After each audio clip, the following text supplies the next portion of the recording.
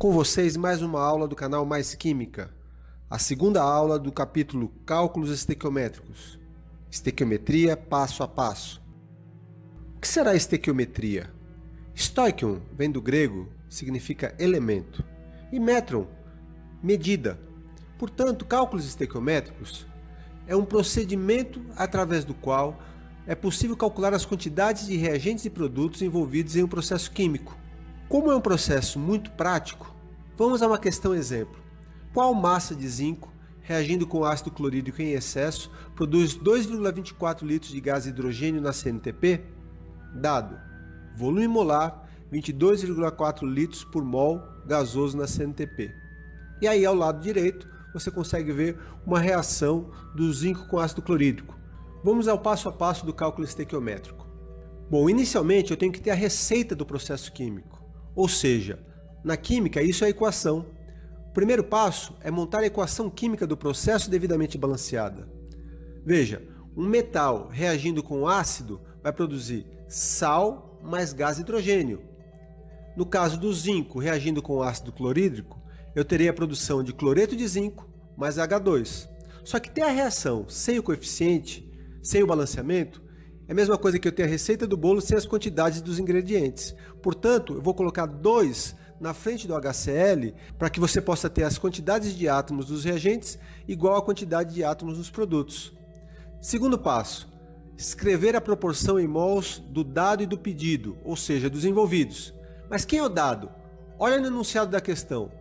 2,24 litros de gás hidrogênio. Esse é o dado. Quem é o pedido? Qual a massa de zinco? Escrevendo todo o processo em mols, eu terei 1 mol de zinco reagindo com 2 mols de HCl, irá produzir 1 mol de ZnCl2 e 1 mol de H2. Só que o HCl e o ZnCl2 não estão expressos no enunciado, não me interessam. Então eu vou removê-los para que você esteja focado apenas no dado e no pedido, que é o que importa para a resolução da questão. Antes de irmos para o terceiro passo, eu preciso mostrar algumas coisas para você. Vamos imaginar 1 mol de zinco. Aí você tem um cubo com 1 mol de zinco. Se eu colocar esse cubo em uma balança, o que será que vai acontecer com a balança? É claro, vai aparecer a massa de 1 mol de zinco. Então eu colocando esse cubo em cima da balança, aparece lá 65,5 gramas. Então eu anoto, 1 mol de zinco é o mesmo que 65,5 gramas. Se eu medir as dimensões desse cubo, a altura, eu meço e encontro 2,09 centímetros. Largura, 2,09 centímetros. Profundidade, 2,09 centímetros. Se eu multiplicar os 3 valores, eu chego ao volume desse cubo de zinco. Portanto, fazendo as contas, eu concluo que 1 mol de zinco é o mesmo que 9,13 centímetros cúbicos. Mas e se eu contasse o número de átomos desse cubo de zinco? Se eu fosse capaz de fazer essas contas, eu chegaria à conclusão que 1 mol de zinco é o mesmo que 6,02 vezes 10 a 23 átomos desse elemento metálico. Antes de nós prosseguirmos, eu quero que você perceba uma coisa. As quantidades em química serão mencionadas nos cálculos estequiométricos nessas 4 grandezas. Eu posso ter número de mols, posso ter a massa, posso ter volume e posso ter número de partículas. É importante você perceber que você vai ter que saber relacionar essas 4 grandezas. Então, vamos a uma tabelinha essencial para você prosseguir de maneira bem consistente nos cálculos estequiométricos. Como que eu transformo de mol para massa? Eu tenho que buscar a massa molar do elemento ou da substância.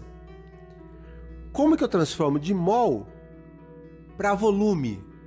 Veja, aí depende. Se eu tiver volume de sólidos e líquidos, eu vou buscar a densidade. Geralmente a densidade será dada na questão.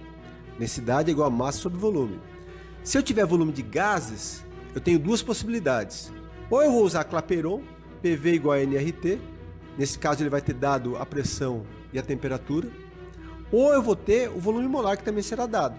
E por fim, se eu quiser o número de partículas, eu vou usar a constante de Avogadro. Essa tabela é fundamental para você executar o terceiro passo, que é o passo decisivo para você resolver as questões de estequiometria.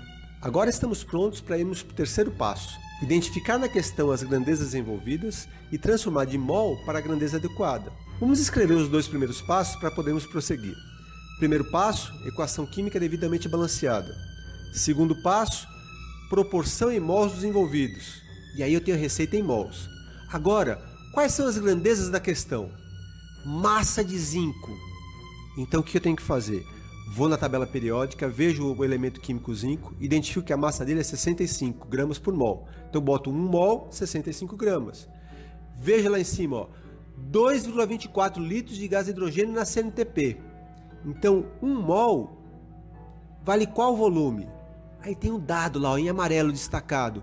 Volume molar, 22,4 litros por mol gasoso na CNTP. Então eu escrevo lá embaixo 22,4 litros abaixo de 1 mol de gás hidrogênio. Se você perceber, agora eu tenho a minha receita, só que nas unidades da questão. Para resumir o que nós fizemos até agora. No primeiro passo, eu obtive a receita. No segundo passo, eu destaquei os envolvidos, o dado e o pedido. No terceiro passo, eu fiz a adequação da receita, que sempre será dada em mol, para as grandezas da questão que ele te forneceu. No caso, o zinco, ele quer a massa, gramas. E o hidrogênio, ele não falou volume, mas ele colocou litros. Litros é a unidade de volume. Bom, agora chegou a hora de você resolver essa questão com alegria. Quarto passo, anotar dado e pedido e calcular por regra de 3 com inteligência. Primeiro passo, equação química balanceada. Segundo passo, proporção em mols dos envolvidos. Terceiro passo, transformar para as grandezas da questão. Ok. Quarto passo, qual é o dado? 2,24 litros de gás hidrogênio. Então eu boto abaixo do 22,4 o volume de gás hidrogênio. Qual é o pedido? A massa de zinco. Então eu boto M embaixo de 65,5 gramas de zinco. Qual é a inteligência que você tem que ter nesse momento? Usar a lei de Proust. Você pode perceber que os números da quantidade de hidrogênio são os mesmos, 224. O que aconteceu do 22,4 para 2,24? Apenas uma mudança de casa decimal. Para a esquerda a vírgula andou. Então você dividiu por 10. O que você tem que fazer?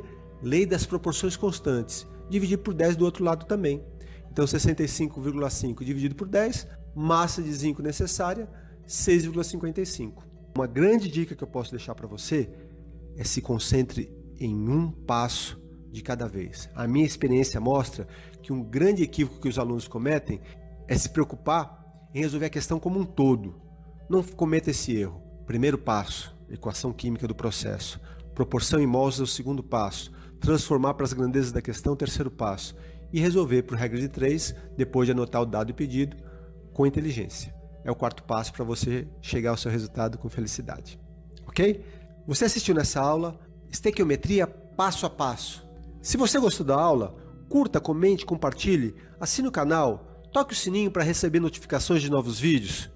Aqui, no canal Mais Química, a grande protagonista é a química. Falou, pessoal. Um grande abraço e um beijo no coração.